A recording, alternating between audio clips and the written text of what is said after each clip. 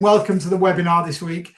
For those that are joining us for the first time, hopefully you'll find some useful nuggets of information as we talk through some of the statistics and trends we've seen over the last couple of weeks.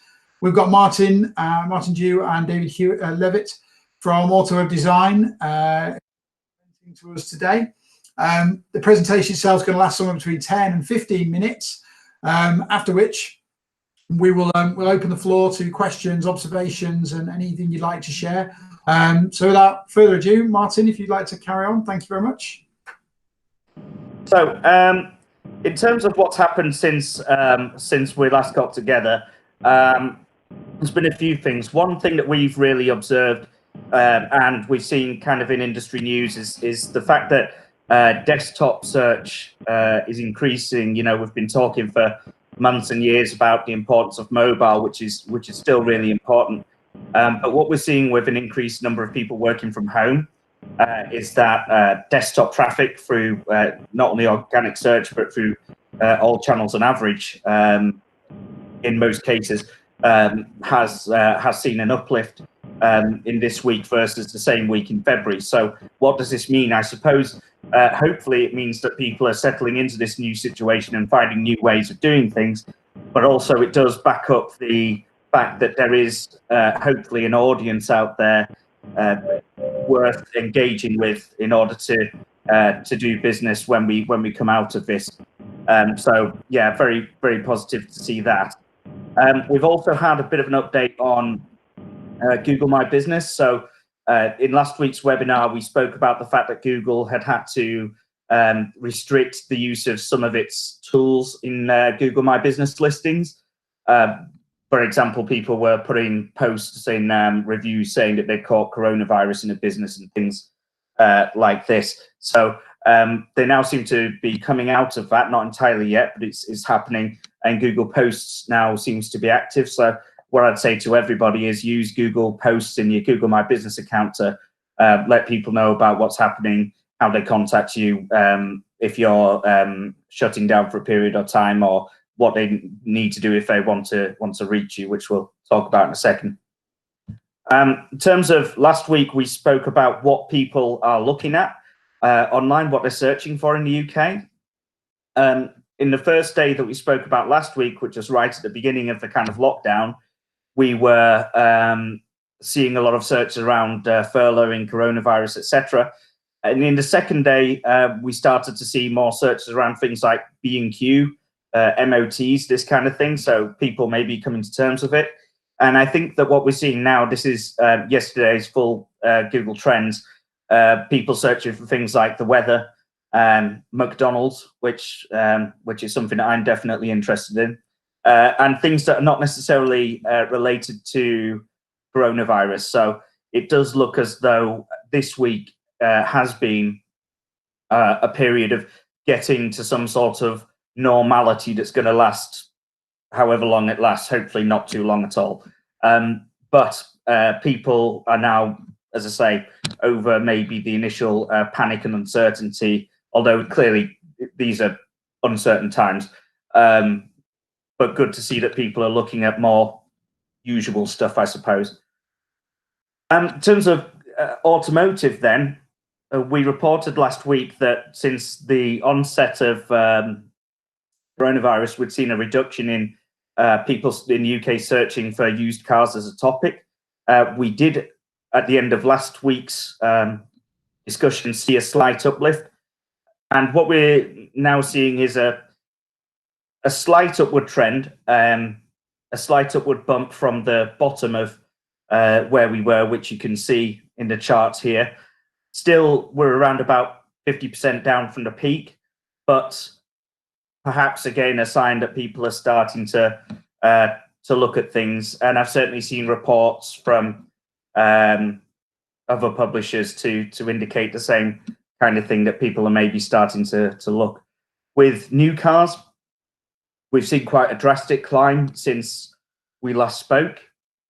Again, new car offers is generally speaking not searched for as much as used cars, so the data will be more volatile. However, the upward trend is nice to see. So clearly some interest there. maybe due to things like TV adverts, which I've seen a bit of, stuff like that. Again, I think people settling in a bit to normality. That's not to say that they're ready to buy. Now, of course, we all know that we're not going to sit here and say people are going to buy cars in the same way that they were, but the investigation side of it, the part of the conversion funnel, seems to be taking place at least. So we need to kind of react to that, which we'll talk about our recommendations and what we're seeing there. I also wanted to talk about last week. We mentioned that within organic search, which is people coming through search engines like Google, which is not paid for, we'd seen a significant drop off in website traffic across dealer websites, but an increase in inquiry rate. So in other words, a higher percentage of people who were coming to the website were inquiring. And in some cases, that did actually lead to an increase in inquiries. Now, what we've seen over this week is that trend can sort of continue. But again, I'm not going to stand here and say that all of a sudden we're selling more vehicles, because we know from talking to dealers that's simply not the case. And in fact, dealerships are closing. But in terms of what we've observed with organic search, more people are inquiring. They're inquiring primarily, or the primary beneficiaries, should we say, of this have been things like general online contact form, live chat, which I guess would be potentially a replacement for people coming into the showroom.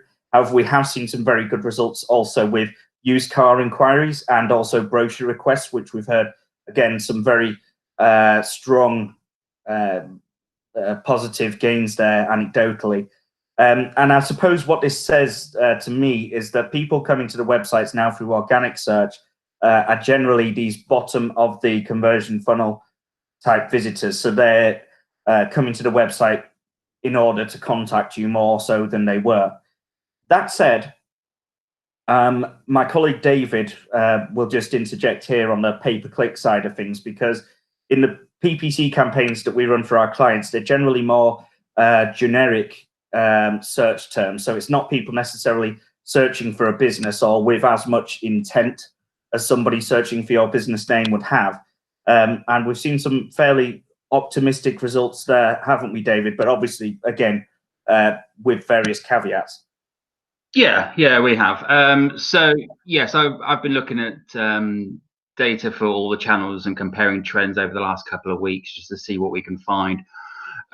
So although the data set for PPC is obviously much smaller than our organic, what we're seeing within the paid arena is perhaps a more stable traffic source than organic search, certainly in terms of the conversion spikes. So in organic search, whilst we've seen user and session volumes drop as the slide kind of backs up, as well as kind of some of the top tier transaction conversions, what we've seen in is a kind of change in behaviour with some of the large conversion upgrades for things like brochure requests, general inquiries, the email inquiries. So more of the communicative requests, I suppose. With the paid campaigns, however, we're not seeing that same level of volatility. But what we are also doing is being very specific with our targeting for our clients. So in terms of positives, naturally there's been a reduction in the volume across our PPC portfolio. But what we're seeing in this channel is the transactional conversion types. So another observation we've also seen in this channel is a reduction in the operating costs for PPC. So with the recent drop in advertisers using the channel, the click costs have become much cheaper, which, if you're careful, can be a bit of a win-win scenario. So by careful, I suppose I mean be pragmatic with what you're trying to achieve. It is a volatile market, we all know that. So don't go crazy with your budgets. And I know we say this all the time, but track every interaction through analytics or whatever analysis channel you use, and use your data accordingly to make your decisions. But as we've seen, there is an audience out there. Our clients are still getting them. There's less competition than previously as well. So as a consequence, if you're careful in what you do and mindful of what you're doing, the cost per acquisition could potentially be much cheaper as well. Yeah, so I suppose if inquiry rates are quite stable and cost per clicks are going down, not always, but on occasion, which we'll talk about, then in theory, cost per lead should go down. Obviously, as businesses, you have to determine what kind of lead is useful at the moment, but certainly there's a potential there. In talking to some dealerships, they're really focusing on taking more of their kind of market share for when we come out the other side of this as well. So again, we'll talk about that in a second. So in terms of what we've been talking about internally, I just want to recap for those who weren't on last week's discussion about some of the things that we said. But before that, I just wanted to highlight this, which hopefully will be a bit of a discussion point after we've finished the presentation, which will be very shortly, I promise.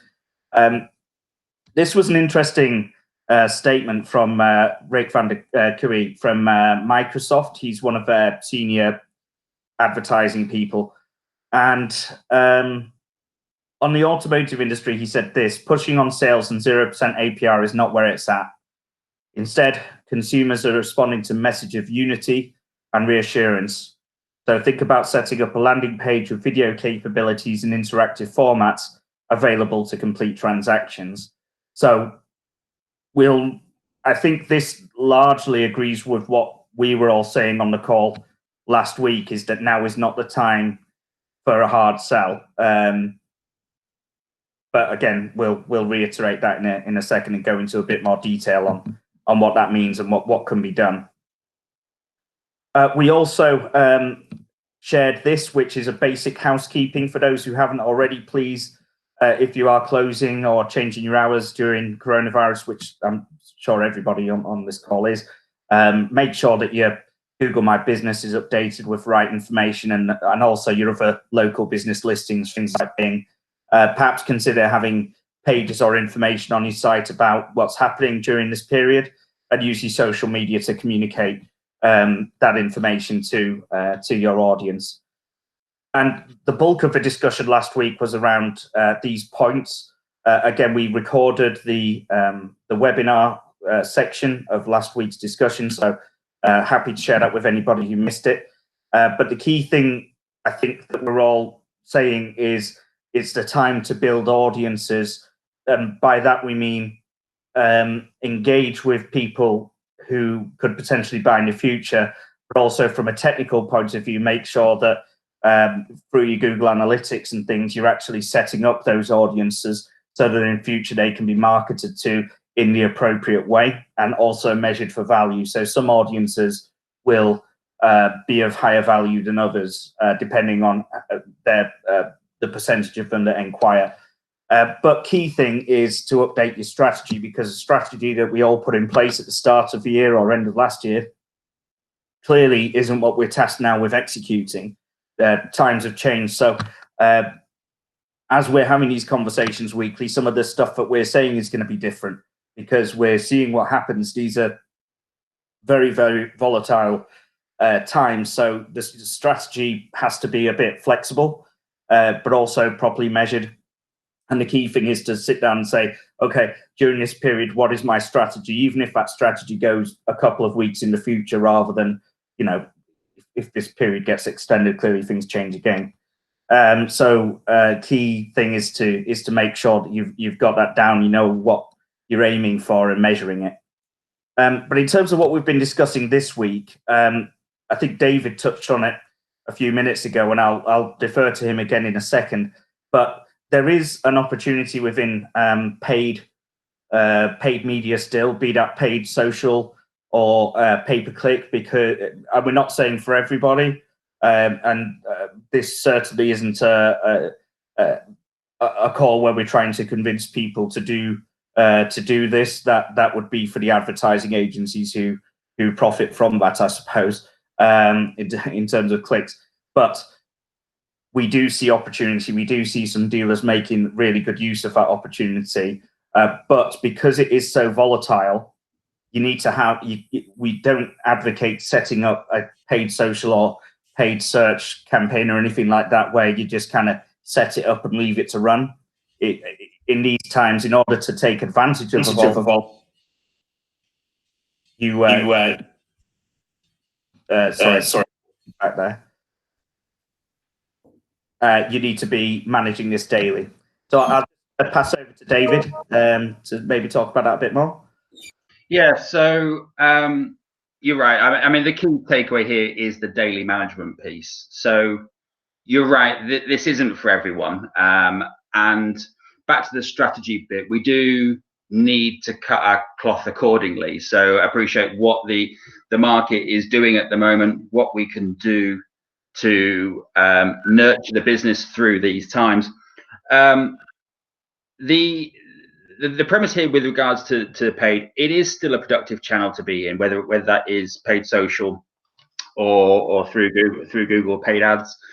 But the point, I suppose, that I made before about not trying to do everything, be pragmatic in what you're trying to achieve. So not every part of the business will be relevant here, but certainly with regards to the day-to-day stuff, the servicing, those sorts of things, that is still a buoyant market. There's obviously been the extension to MOTs as well. So again, if people are wanting to get in touch with you and just discuss that further on down the line, you're there, you're readily available, using that data accordingly through analytics. And this is the key thing here with regards to your GA account, is looking at the micro conversions as well. So we discussed this on the last webinar, that historically it has always been led by the macro conversions. So the top line stuff, the form fills, the test drive requests, those sorts of things. What we need to be a little bit more mindful of now is more so what people are doing in terms of behavior. So we're seeing this in the conversion funnels with regards to an increase in brochure requests and email inquiries, people finding different channels to contact. And it's using those audiences appropriately. With regards to the paid, it's down to the business to decide what works for you, whether you're open for one, and have staff readily available to deal with these things. But with regards to the budgets, historically we've always gone with the mindset of get your campaigns returning a positive ROI, and then if you can, go health level on the budgets. That obviously isn't the case anymore. Nowadays, it is very much use your small budgets, keep them manageable on a daily basis. Check what's going on with your conversions, what's happening with regards to return on investment, and use that data accordingly. Because there is an attribution side to this, obviously, with regards to people using multi-channels. Again, be mindful of what you're trying to do and what you're trying to achieve, and be realistic in terms of timeframes. Don't keep banging away on something. If your data suggests changing a shift or pulling something, then do it. My advice at the moment is don't keep going health leather in the way we would have done originally, because that's obviously not the market we're in at the moment. Yeah, absolutely. And I think there's an important point here that goes back to what we said about building audiences, is we're used to a mindset where somebody would come into a showroom and have a face and a name. They might not book a test drive or what have you at that point, but they've got a face and a name. In a digital world, we've really two kinds of prospects. We've got people who give us their details through things like requesting a brochure or filling out various other forms. But then we have these anonymous leads, which is, let's say, for example, somebody comes to your website and has a look through a load of new cars, new car offers, or a lot of small family used cars, for example, but doesn't inquire in any way because of the times. That's the equivalent of somebody coming into your showroom and looking around a load of cars and not taking any action at that point. And I think it's fair to say that the strategy previously has not been to ignore such a person. So in the same way in online, we need to add these people to audiences within Google Analytics, for example, so that either now or in future, we can communicate with them in the right way, show them the right advertising. We don't know who they are, but we know what they've done, and we know what they're probably interested in. And I think that kind of leads on to the next couple of points about communicating appropriately, which I'll talk about on the next slide. But I think the chap from Microsoft summed it up pretty well, in my opinion. Now is not the time for the hard sell. Utilize email where you can, where it's useful, using your CRM data, etc. But again, communicating appropriately and in a helpful way. And as David said, consider what activities should continue, because clearly, as I say, the strategy's changed, and some things are going to stop, some things are going to start, some things are going to be cuts, etc. So just have a look at that. But one of the main... Sorry, do you mind if I just jump in? There's one other thing I would also recommend is things that we previously maybe discounted for whatever reason. Now, whether that is a chatbot, whether it is live chat, there are lots of free trials out there for these things. So what I would say is consider those as well, because people are finding alternative ways to get in touch with dealerships. Yeah, that's a really good point, David. And actually, you could probably lend a bit of insight here, because when we talked about the organic search side of things with people, or even paid with people in the consideration stage, they're a little bit unsure of what the lay of the land is and what's happening. And so we've really advocated the use of as many new technologies as possible to assist people who are remote to engage with the business or get the answers that they need. And a lot of people in the industry are offering free trials at the moment, so it's a great time to do that. I mean, David, you had some insights, didn't you, in terms of analyzing common queries, obviously in a GDPR friendly anonymous way, but kind of see what kind of queries are coming through some of these online personal assistants and things. Do you want to share that? Yeah, sure. So I'm an administrator for our chatbots, so I get everything that comes through that would go to the dealerships. I get copies of it as well. And the interesting insight to it is, as with everything else, we've seen how the change in information requirements has shifted over the last couple of weeks. So initially, it was very much around COVID-19, and then it shifted towards, are you still open? Now what we're seeing is a bit more of a shift towards that transactional side. So people are looking at cars, people are searching through the chatbots at stock levels within the used arena, and asking questions specifically about cars rather than are you open, or what is your policy on the coronavirus? Yeah, well, it's interesting. And actually, we've had conversations with some dealerships, even where closed, they're getting part exchange inquiries for whatever reason, which may or may not be appropriate for the business at the moment. But again, I'm interested to hear from everyone else on the call later, what they think of that, or what they've experienced. But definitely worthwhile trying to analyze what people are trying to do on the website, which is now the showroom for the time being, so that we can make it easier for them to do that, so they don't go elsewhere. That's really, really key. Thanks for raising that, David. So the other main thing that we discussed in terms of an overarching part of the strategy is that clearly this is not a situation to take advantage of. So again, it's not a time for hard sales and things like that. But as we've seen, and again, I'm very interested to hear from dealerships whether they've been involved in things like NHS schemes and things like this. But fundamentally, you must understand that even though we're a car dealership, we play a role in our customers' lives. Even though it might not be an everyday role, it's still a role. And the thing to consider is, within your community and your audience of past customers and prospects, what role do you play in their lives, and what kind of content and information or offers, whatever, can you provide that's actually going to be relevant to them and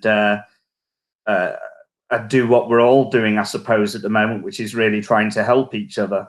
So that's really the key thing to end on. Did you have anything to add to that, David? Or sorry, I was trying to turn my microphone back on.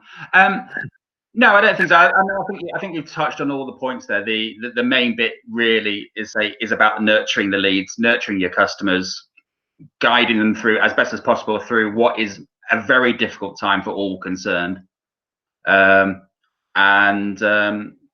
get ready for when the dust settles.